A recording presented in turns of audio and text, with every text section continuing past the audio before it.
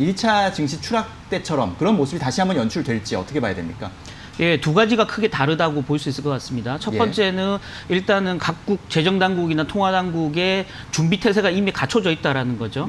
그래서 과거에 이제 그 기업 미국의 고용이 악화될 경우에는 네. 그 미국 가계의 가처분 소득이 떨어지면서 소비 여력이 굉장히 악화되고 그게 미국 경제와 글로벌 경제에 악영향을 미쳤었거든요. 예. 근데 지금은 미국 실직자들, 그러니까 뭐 일시적인 해고지만 실직자들이 받는 실업수당에 정부가 주당 지금 $600씩 계속 지원을 해주고 있는 상태거든요. 네. 그래서 가처분 소득 감소분을 일정 부분 보전해주고 있다라는 측면에서 보면 소비가 가파르게 절벽 낭떠러지로 떨어질 수 있는 가능성은 예전에 비해서는 굉장히 많이 줄어들었다라고 볼 수 있을 것 같고요. 지금 미국이나 한국이나 뭐 다른 나라들 역시 추가적인 부양 조치들을 계속 강구하고 있는 상태이기 때문에 상황이 더 좋지 않아지면 또 한 번 그런 어떤 버퍼로서의 통화정책에서의 부양 기조, 재정에서의 부양 카드가 다시 등장할 수 있다는 점에서 보면 우려감을 좀 낮출 수 있는 부분이고요.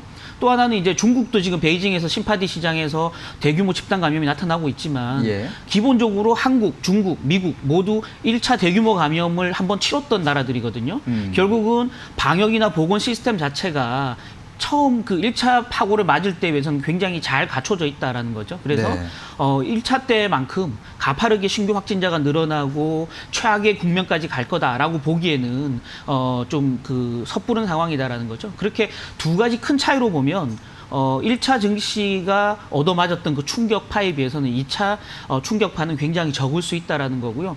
통상 이제 여전히 지금 강세장 기조가 유지되고 있다라는 전제하에서 보면 역사적으로 한 10% 정도 조정을 받았거든요. 강세장에서는. 네. 그래서 강세장 기조가 완전히 무너진다면 모르겠으나 지금 트렌드 자체가 아직 무너지지 않는다는 전제하에서 보면 코스피 지수로 한 2,000 내외, 1,900대 후반 정도면 지지력을 충분히 보일 가능성이 있다라는 점에서 보면 아직까지는 크게 실망할 필요성은 별로 없다라는 거고요.